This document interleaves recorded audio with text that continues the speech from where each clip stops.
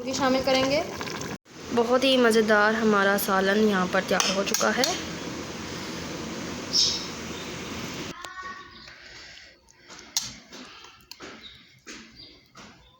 मुर्गी का शोरबा है, जिसमें से मैंने बोटियों को बिल्कुल अलग कर लिया क्योंकि ये पका हुआ सालन था, तो बोटियों को अलग कर लिया। यहाँ पर थोड़े से मैंने यहाँ पर आलू कट किए हैं।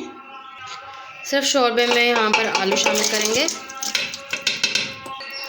अब हम इसमें मटर शामिल करेंगे।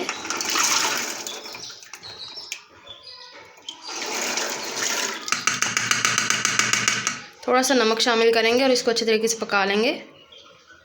यहाँ पर मटर को अच्छे तरीके से पकने देंगे। मटर और आलू अभी पक रहे हैं। यहाँ पर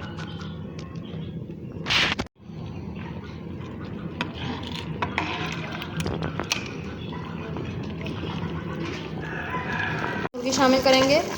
यहाँ पर पक के खाना हमारा तैयार हो चुका है। आलू गोश्त मटर शोरबा। बहुत ही मज़ेदार हमारा सालन यहाँ पर तैयार हो चुका है।